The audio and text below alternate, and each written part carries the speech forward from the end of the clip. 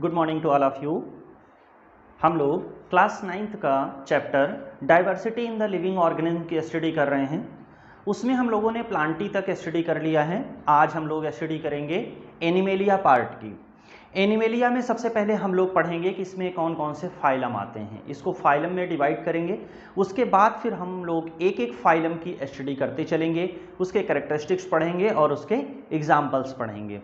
ठीक है, तो फर्स्ट ऑफ ऑल आइए देखते हैं हम लोग जो एनिमेलिया है, उस एनिमेलिया में उसका जो क्लासिफिकेशन है, उसके जो फाइलम्स हैं वो देखिए। जो एनिमेलिया है इसमें क्या है, हम लोगों ने जो चैप्टर स्टडी की थी प्लांट और एनिमल, प्लांट सेल और एनिमल सेल, वहां पे भी स्टडी की थी, प्लांट और एनिमल में भी स्टडी की थी। तो उनमें जो डिफरेंशिएशन था वो हम लोगों ने पढ़ लिया था कि क्या डिफरेंस होता है प्लांट और एनिमल में। अब एनिमल है, देखिए एनिमल को सबसे पहले दो लेवल पे, टू पार्ट्स में हम डिवाइड करते हैं। पहला होता है cellular level of the organism. अब ये सेलुलर लेवल क्या है, मतलब ये जो इनकी जो बॉडी बनी होती है वो सेल से बनी हुई होती है। इनकी जो बॉडी बनी होगी ये सेल से बनी होगी। जैसे आपका पोरीफेरा है, ये मल्टी सेलुलर एनिमल है, मतलब इसमें जो सेल्स होंगी वो सेल के बेस पे होंगी, इसमें टिश्यू फॉर्मेशन नहीं होगा। तो इसीलिए यहाँ पे लिखा है सेलुलर लेवल ऑफ ऑर्गेनाइजेशन। तो इसमें एक एग्जाम्पल आता है, ओनली वन एग्जाम्पल आपका आता है पोरीफेरा। सेकेंड होता है tissue level of organisation. Second level is the tissue level of the organisation. जब हम बात करते हैं tissue level of the organisation को, तो इसको तीन पार्ट में डिवाइड करते हैं। फर्स्ट पार्ट होता है no body cavity between the epidermis and the gastrodermis. देखिए जो ये बॉडी बनी होती है, जैसे मान लीजिए कि कोई भी एनिमल होगा, उसके ये गैस्ट्रोडर्मिस है, ठीक, खाना खाने के लिए, फूड के लिए एलिमेंट्री कैनाल है। और जैसे जो लोअर क्लास के एनिमल है उनमें एलिमेंट्री कैनाल नहीं होती है, तो उनमें सीधा सीधा एक पाइप जैसी डिजाइन होती है, इसी को हम लोग बोलते हैं गैस्ट्रो। ठीक है, गैस्ट्रोडर्मिस, ये गैस्ट्रोडर्मिस हो गया। इसके ऊपर एक एपिडर्मिस का पार्ट है, ठीक है, इसके ऊपर एक एपिडर्मिस का पार्ट है। यहाँ पे लिखा है no body cavity between epidermis and gastrodermis, मतलब ये जो हमारा एपिडर्मिस था, ये गैस्ट्रोडर्मिस में कोई स्पेस नहीं होता है, ये क्या होता है, दोनों एक दूसरे में ऐसे मिला हुआ होता है। ठीक है, तो इसी को बोलते हैं कि no body cavity between the epidermis and gastrodermis. अब जैसे हम लोग अपनी बॉडी की बात करें, तो हम लोगों की जो बॉडी है, जैसे पेट है, तो पेट में बाहर की एक डिजाइन है, उस डिजाइन के अंदर इंटेस्टाइन है, स्टमच है, तो वो क्या हुआ, एक वो गैस्ट्रोडर्मिस हो गया। ठीक है, और अब ऊपर की जो बॉडी कवरिंग है वो एपिडर्मिस है। तो इसीलिए इसमें इस तरह की डिजाइन नहीं होती है। इसमें टू फाइलम्स आते हैं, सीलेंट्रेटा एंड प्लेटीहेल्मिन्थीज। कौन कौन से, सीलेंट्रेटा एंड प्लेटीहेल्मिन्थीज। उसके बाद आता है आपका स्यूडोसीलोम। स्यूडोसीलोम में क्या होता है कि जैसे मान लो इसके बाहर एक डिजाइन जैसी अलग से बनी दिखती तो है, मतलब बनी हुई दिखती तो है, लेकिन होती नहीं है।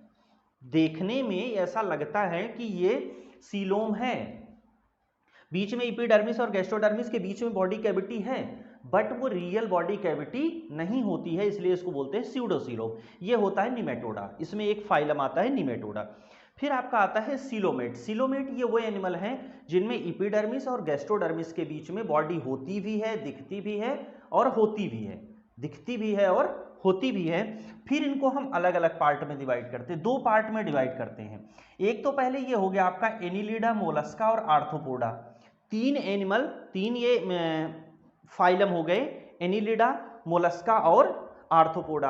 अच्छा, इनको कैसे डिवाइड किया, ये जो हमने डिवाइड किया, इसमें क्या होता है कि जो इनकी बॉडी बनती है, जो इनकी बॉडी कैविटी बनती है, वो मेसोडर्मल टिश्यू से बनती है, वो मेसोडर्मल सेल से इनका फॉर्मेशन होता है, तो इन तीनों में।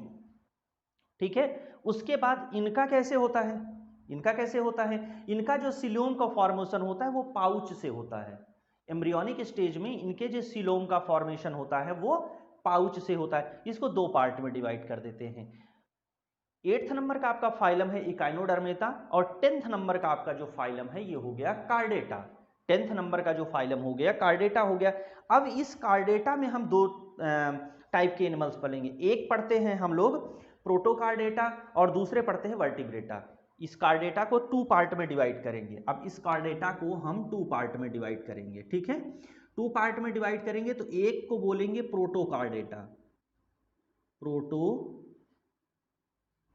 कार्डेटा, ठीक है, और दूसरे को बोलेंगे वर्टिब्रेटा, वर्टिब्रेटा।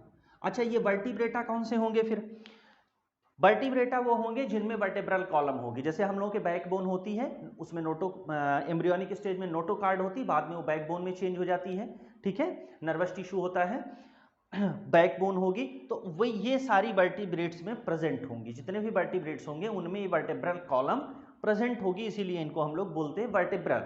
अब इस वर्टेब्रा को हम फिर 5 पार्ट्स में डिवाइड करेंगे। पहला क्या होगा, species, amphibian, reptile, aves and mammalian. Mammalian मतलब हम लोग जो दूध देने वाले एनिमल्स होते हैं। ये इस तरह से इसका एनिमेलिया का क्लासिफिकेशन था। अब हम लोग पोरीफेरा से लेकर के आपका जो मैमेलिया है यहां तक एक एक की स्टडी करेंगे। Okay, diversity in the living organism chapter में हम लोग स्टडी कर रहे हैं एनिमेलिया की। तो एनिमेलिया में जो फर्स्ट फाइला है, वो जो फर्स्ट फाइलम है वो है आपका पोरीफेरा। देखिए पोरी और फेरा दो वर्ड से मिलकर के ये बना हुआ है। पोरी मीन्स होता है पोरस, अगर हम यहाँ पर इस केवल पोरी की बात करें तो पोरस, इसका ये वर्ड बना हुआ है पोरस से, ठीक है। पोरस का मतलब होलदार, जिसमें छेद हो, छिद्रदार बोलते हैं। पोरीफेरा मतलब ऑर्गेनिज्म विद द होल्स, ऐसे ऑर्गेनिज्म जिसमें होल होते हैं, जिसकी बॉडी जो है वो परफोरेटेड होती है, जिसमें होल्स होते हैं, और इसको स्पंजेज भी बोलते हैं। जो ये पोरीफेरा हैं इनके एनिमल्स को स्पंजेज भी बोलते हैं। स्पंज आप लोगों ने देखा होगा, जैसे बर्तन साफ करने के लिए, या हम लोग शूज वगैरह साफ करने के लिए, या पैर के जो तली होती है हम लोगों की, वो गंदी हो जाती है तो उसको साफ करने के लिए मार्केट से स्पंज लाते हैं। तो एक स्पंज तो आपका होता है जो नायलॉन का होता है, एक वो स्पंज होता है। एक स्पंज होता है जो सॉफ्ट आता है, उसका बना हुआ होता है। तो उसी तरह से ये एक एनिमल है जो स्पंजस, जो स्पंजी होता है, ठीक है, जिसको दबाने पे स्पंजी उसकी डिज़ाइन होती है। तो इसके पहले कैरेक्टर पढ़ते हैं। दो कैरेक्टर हमने यहाँ पे लिखे हैं, जिन दो कैरेक्टर में पूरी बात है।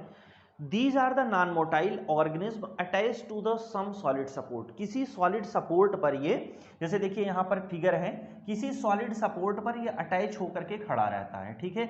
और अगर ये अटैच होकर खड़ा है, नहीं एक जगह से दूसरी जगह मूव करता है, इसका मतलब ये नॉन मोटाइल ऑर्गेनिज्म है, नॉन मोटाइल एनिमल है। These leads to the canal system, इसमें कैनाल सिस्टम होता है। इसका जो बेसिक कैरेक्टर है, जो मेन वर्ड है जिसे आपको याद रखना है, वो है कैनाल सिस्टम।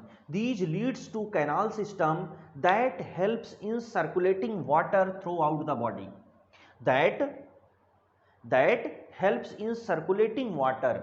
ये जो कैनाल सिस्टम है ये इसकी पूरी बॉडी में सर्कुलेशन करता है।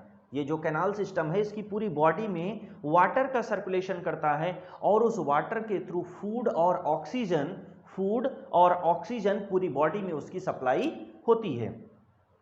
इसका एग्जाम्पल है यूप्लेक्टेला, साइकॉन, स्पंजिला, ये इसके एग्जाम्पल हैं। ओके, अब हम लोग जरा ये जो डायग्राम दिया हुआ है, इसमें जो हमने डिजाइन्स बनाई हैं, इसके बारे में डिस्कस करते हैं।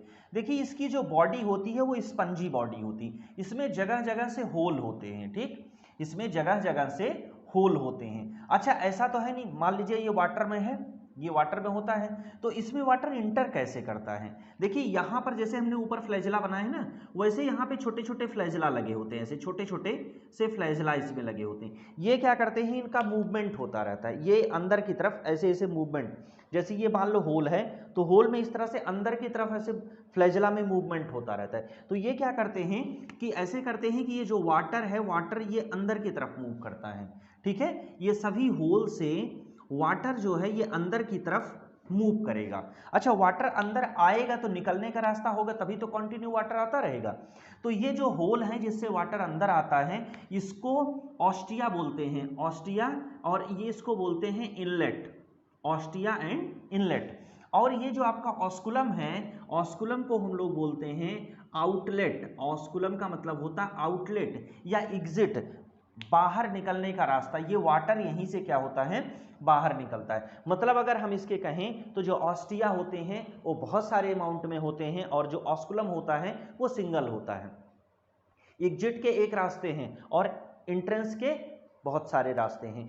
अच्छा अगर मान लीजिए एग्जिट के बहुत रास्ते होते, एंट्रेंस के कम होते तो इसको फूड नहीं मिल पाता। जैसे मान लीजिए यहाँ से कोई फूड आया, इधर से बहुत सारी एंट्रीज हो रही हैं, यहाँ अगर मान लो कोई फूड पार्टिकल मूव तो कर नहीं सकता, तो इस समझिए ये इसके माउथ है, तो यहाँ से फूड पार्टिकल अगर इंटर हो गया, अगर यहाँ से फूड पार्टिकल इंटर हो गया, यहाँ से इंटर हो गया, कहीं से भी फूड पार्टिकल इसकी बॉडी में इंटर हो गया, तो इसके अंदर डिफरेंट डिफरेंट टाइप की सेल्स होती हैं जहाँ पे उस फूड पार्टिकल का एब्जॉर्प्शन हो जाता है और उसका डाइजेशन हो जाता है। डाइजेशन होने के बाद जो वेस्ट प्रोडक्ट बनता है वो ऑस्कुलम से बाहर निकल जाता है। इसीलिए इसके इतने सारे माउथ हैं, इतने सारे ऑस्टिया हैं कि अगर कहीं से भी फूड पार्टिकल हो उसकी बॉडी के कांटेक्ट में आए तो वो उस फूड पार्टिकल को अंदर कर ले और ऑक्सीजन को अंदर कर ले। और यहाँ से क्या निकलता है, यहाँ से वाटर निकलता है। ऑस्कुलम से क्या क्या निकलेगा, वाटर निकलेगा, अनडाइजेस्टेड फूड निकलेगा और कार्बन डाइऑक्साइड निकलता है। अच्छा एक चीज और,